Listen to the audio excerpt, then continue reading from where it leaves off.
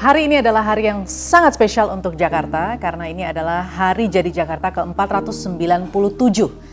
Kota ini dikenal dengan kota dengan 1000 mimpi. Banyak orang datang ke kota ini untuk mencari mimpi dan banyak pula pencapaian yang sudah diraih oleh kota ini. Lalu di hari jadinya yang ke-497, apalagi harapan-harapan ke depan. Untuk itu kita akan berbincang dengan PJ Gubernur Jakarta, yaitu Bapak Heru Budi Hartono. Terima kasih Pak sudah meluangkan waktu untuk City Today. Mbak. Ya. Pak, ini Jakarta sudah sekian lama menjadi ibu kota, kemudian kita sekarang mau beralih menjadi daerah khusus Jakarta. Di hari yang spesial ini, 497 tahun ya Pak ya, Jakarta's Anniversary. Menurut Pak Heru, apa sih sebetulnya pencapaian Jakarta yang paling signifikan? Ya, yang pertama tentunya mengucapkan selamat hari ulang tahun DKI Jakarta yang kita cintai ke-497. Yang berikutnya adalah memang benar Undang-Undang Nomor 2 2024 terkait dengan daerah khusus Jakarta sudah disahkan, namun masih menunggu beberapa proses dan administrasi lagi yang bisa kita menyampaikan bahwa itu sudah dimulainya kalimat daerah khusus Jakarta. Nah, hari ini masih disebut daerah khusus DKI Jakarta. Nah, tadi Mbak Bilang sampaikan sejauh mana pencapaian selama periode ini. Tentunya membangun Jakarta itu perlu ada kesinambungan dari gubernur yang awal sampai dengan terakhir dan saya sebagai PJ Gubernur ini harus berkesinambungan. Nah, kesinambungan itu diterapkan, dicantumkan di dalam APBD, diterapkan di dalam RKPD. Nah, program-program itulah yang saya laksanakan. Tentunya ada prioritas-prioritas. Yang pertama, selama saya hampir 1,5 tahun, hampir 2 tahun nanti Oktober, itu program-program yang sangat dirasakan atau dibutuhkan oleh masyarakat untuk kepentingan banyak dan memang yang sangat mendasar. Contoh, banjir. Nah, itu memang ada program dari pemerintah pusat, ada sodetan Kali Ciliwung, sudah selesai melakukan normalisasi Kali Ciliwung, sekarang sedang berlangsung secara administratif. Di titik-titik tertentu saya sudah eksekusi. Di Rawajati, di sekitar Keramat Jati, nah tinggal Kementerian PU itu melakukan seed pile. Nah, mudah-mudahan ini kan perlu waktu semuanya ya, perlu waktu. Nah, mudah-mudahan ini sangat bermanfaat bagi kita semua untuk mengurangi banjir.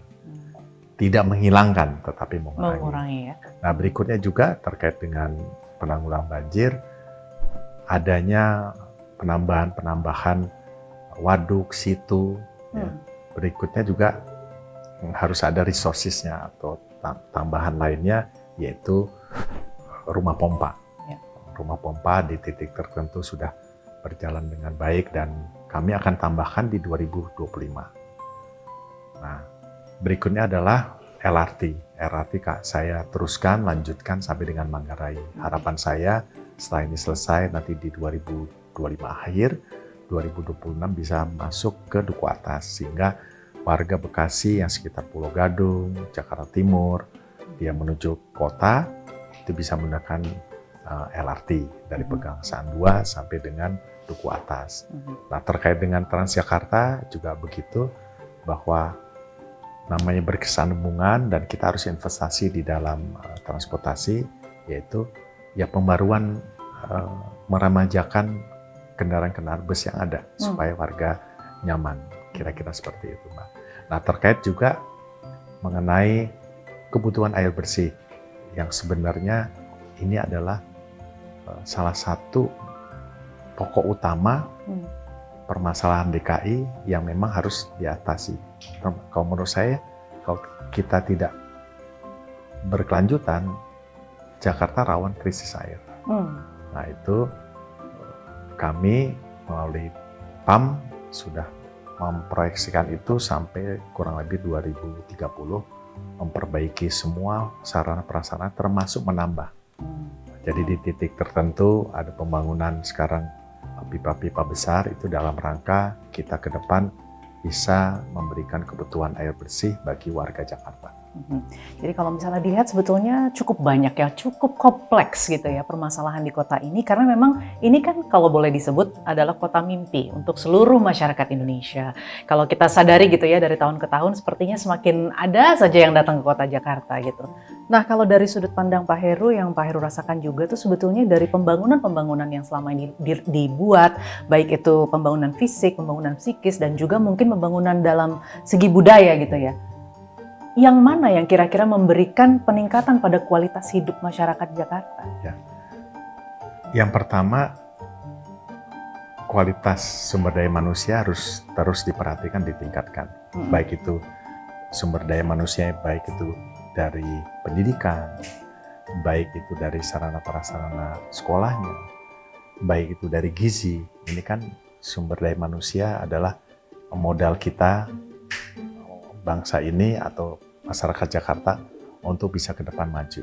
Nah, mudah-mudahan apa yang diberikan oleh pemerintah daerah, namanya bantuan sosial ya, bantuan sosial cukup banyak DKI Jakarta yang kurang lebih 18 triliun sudah memberikan kepada masyarakat. Nah, maka dari itu saya ingin ini tetap sasaran sehingga anak-anak yang memang tidak mampu sekolah, dia memang benar-benar bisa sekolah sampai nanti SMP, SMA.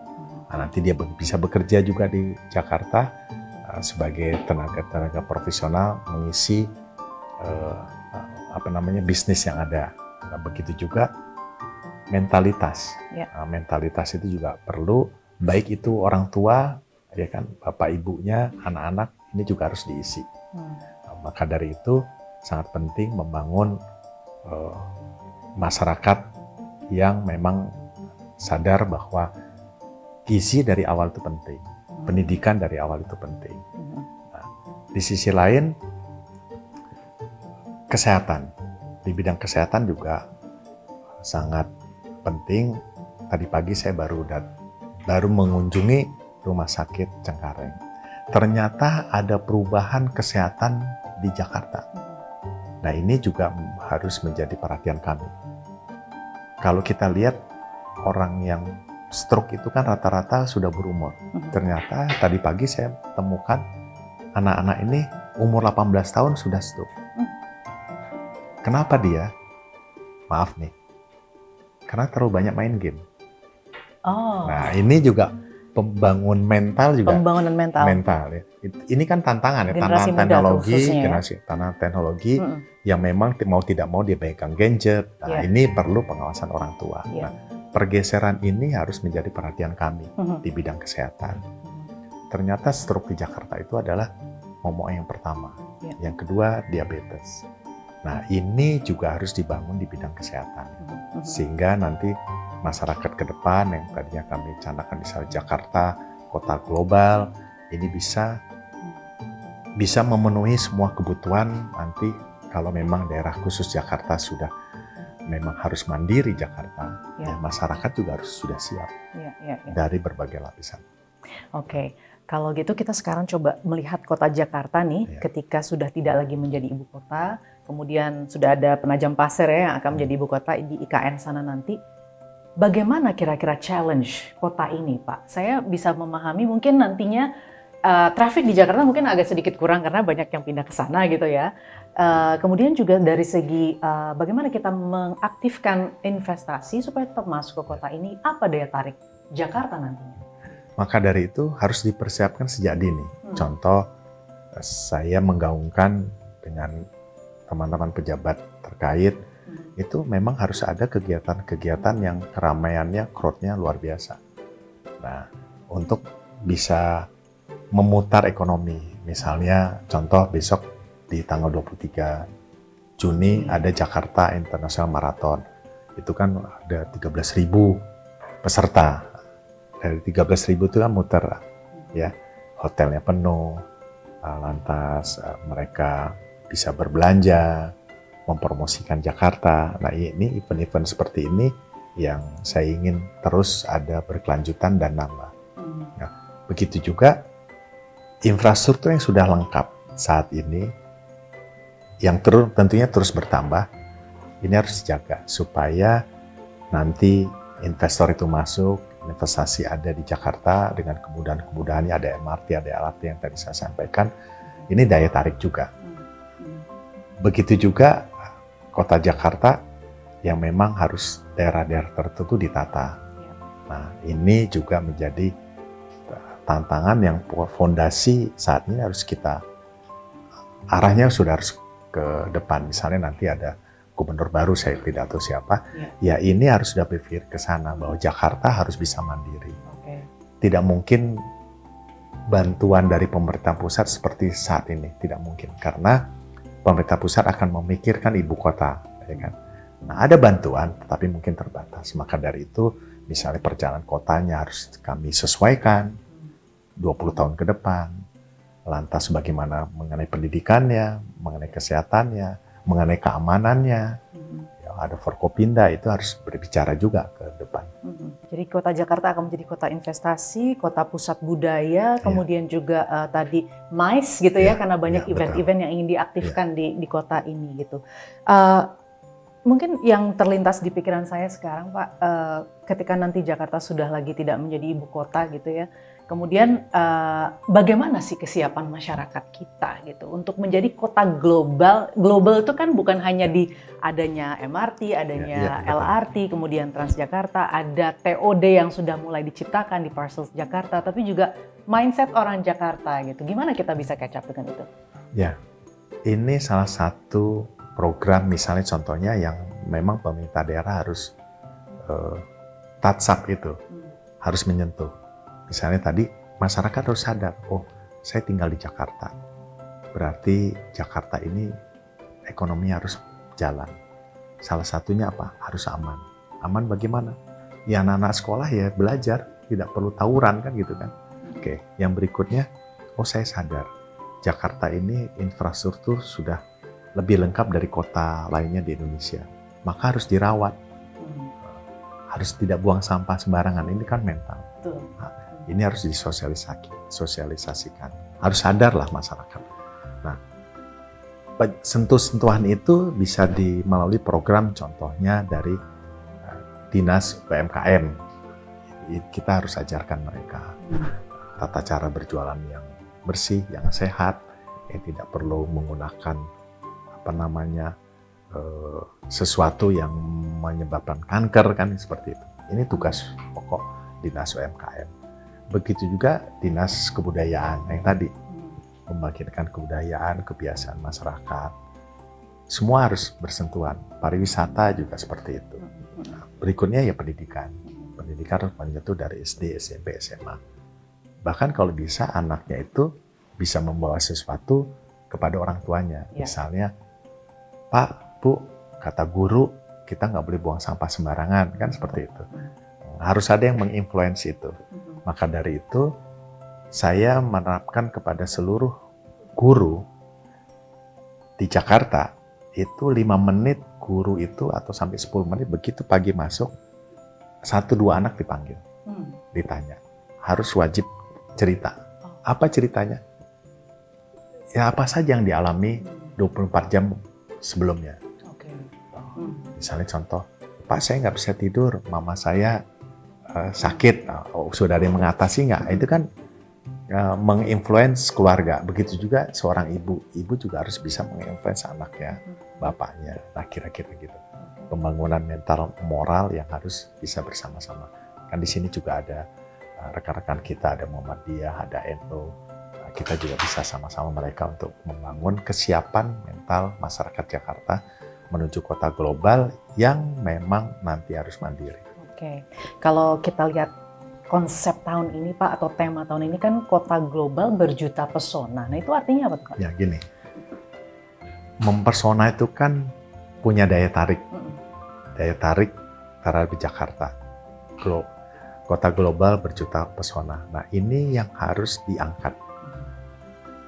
Jakarta memiliki gedung-gedung yang bagus, malam hari anak-anak muda mudah-mudahan tidak buang sampah sembarangan ya, bisa bercengkrama dengan aman, mereka bisa kongko-kongko di tempat-tempat tertentu. Ini kan membangkitkan pesona Jakarta. Nah ini yang harus terus dipertahankan, terus dibangkitkan tadi supaya menarik para wisatawan, investor, Ya. dan seterusnya. Oke, Pak Heru, saya membayangkan Pak Heru sebagai PJ Gubernur, hari ini ulang tahun Jakarta, Jakarta mau jadi DKJ, kemudian Pak Heru juga adalah Kasetpres gitu ya.